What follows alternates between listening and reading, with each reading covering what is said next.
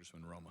Mr. Chairman, I'm not a native New Yorker, and I certainly have a great deal of respect for the great citizens, first citizens of this city who were first responders in many ways and helped save tens and dozens and hundreds of lives. I have a lot of respect for the three of you as commissioners that showed heroic actions toward your fellow citizens and helped save people's lives as well. And I'll never forget reading the eulogy delivered by a father of a firefighter who happened to be his son. And the last words in this eulogy given by the father about his son was, "He is now in good hands. I wish he were in my hands." I'll never forget that. And one of our missions is to try to make sure that while you help save thousands and thousands of lives, if we can save 100 with our recommendations the next time, if we can save 50, if we can save a dozen or one, we want to do it. And we're not here to blame the three of you or anybody else, but to find answers, learn, and fix it. Because we know they're coming, and we know they might be coming back to New York City. So along those lines, Mr. Sheirer, I've got a question for you, a question for the other two commissioners. They'll be very brief. For you, Commissioner Sheirer, there was a decision made to locate the Office of Emergency Management at the World Trade Center Building 7, right in the nest of where the terrorists had struck in 1993. Why put it in one of the most likely places where people are going to come back and hit us again, and where it could be knocked out and not help us save lives? That's the first question. First, I just want to make a quick comment. I think I speak for all of us that you're speaking to the choir. We lived through this. We know these families. We lost friends and colleagues. Nobody here feels as strongly about this other than the people behind us who lost their loved ones than we three do. On the issue of the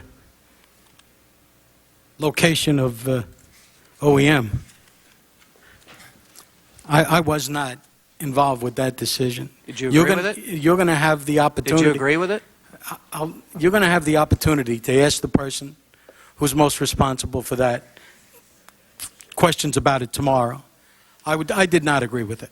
Okay. I will tell you why I did not agree with it. I did not agree with it for the very reasons that you said. I did not agree with it simply because it was on the 23rd floor of a building. And do I look like a guy that wants to walk up 23 flights? You know, and tell me that the elevator's going to work. Yeah, Murphy was an optimist. It'll work. It won't work the time I'm walking up 23 flights. OEM should be located in a hardened and secured location. I understand the reasoning for putting it there.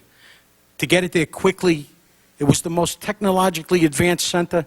When I became director, I will tell you, there was no better emergency operations center.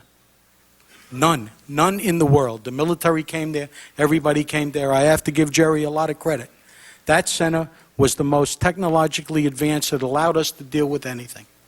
The only problem is it had to be available to us when we really need it. And you really have to think beyond that simple location for that simple date. It's not simply 9/11. It's much further than that.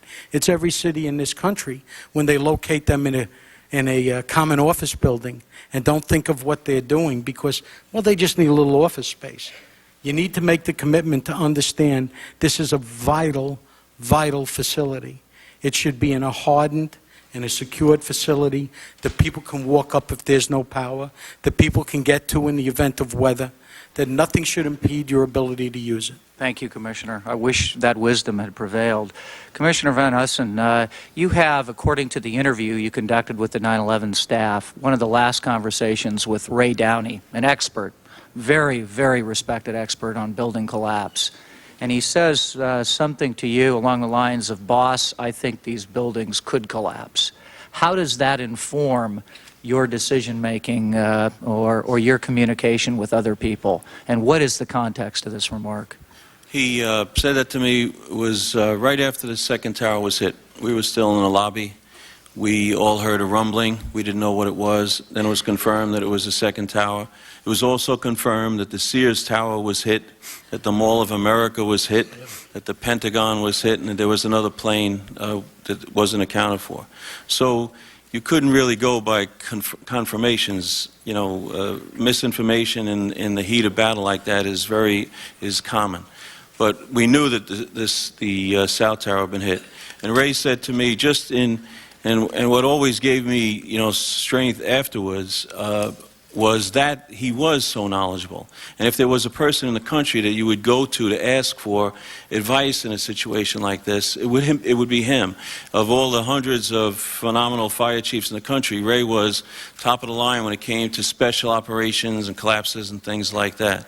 So for him to say to me so matter-of-factly, just looking at me and saying, "Boss, these buildings can collapse," and it wasn't you know, like he would say to me in a different situation, "Tommy, get everybody out of here, you know, make sure that words, make sure that the mayor knows, make sure Gansey knows, you know, you got to get it." It wasn't like that. It was, these buildings can collapse, which gave me, you know, the sense that there was a lot of time that we had to do what he wanted to do, and that was to get everybody out. And he knew we had guys that were way up, and he knew we had to get them all out.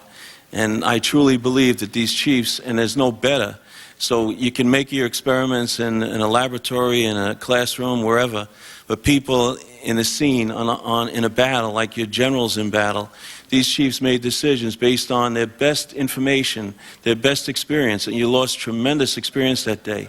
These guys thought they had a lot of time. Maybe it was going to be later that afternoon, but it could come down. But they had time to effectuate the rescue and get our own guys back out. Well, I appreciate that, and we certainly lost the experts in the world in two areas, John O'Neill and Ray Downey. There are no finer people and no better advisors. Finally, Commissioner Kerik, you say in your interview with the 9/11 Commission, you're very helpful to us in talking about how poor the communications are that day. You complain about not being able to call the mayor on a cell phone. You talk about special operations division having problems communicating, and you even say that many people don't even know in the North Tower when the South Tower collapses. I would think that this would galvanize this community to really do something about this issue. Commissioner Sheirer said about an hour ago, the problem's still not fixed.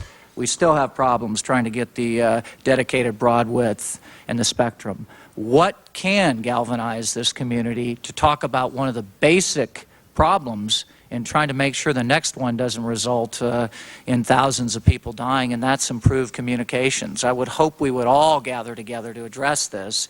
Is there some way you can lay out an answer and get some of the people in office now to address this issue? Well, I think it is something that's being looked at and has been looked at and continually looked at since 9/11, particularly with all the focus on it.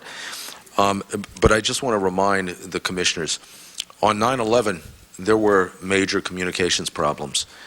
But the people behind me and the people in the public and the people on this commission, they should also know that they weren't necessarily problems. A lot of those problems didn't occur from radio frequencies. You know, when the towers went down, the cell sites were lost. You know, I had communications with the mayor on the way to the scene. When I got there, they were gone. As the cell sites dropped, so did the communications. We operated on Nextel, then Nextel dropped. Then they came back up. You know, and the thing with the walkie-talkies, listen, I'm not an expert, but I can tell you this. Go to any of the communications companies out there. Go to the best. Go to Motorola. Go to the best there is. Show me one radio.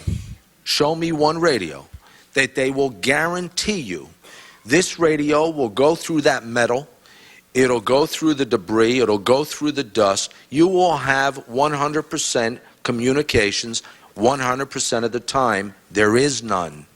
There is none. It's been 2.5 years. Show me one today. Everybody's looking at it. There is none. So there's a number of issues, but it is something that people are looking at. Thank you, Commissioner. I just think we really have to solve that. We can't go year after year after year saying we're close. Thank you, Mr. Chairman.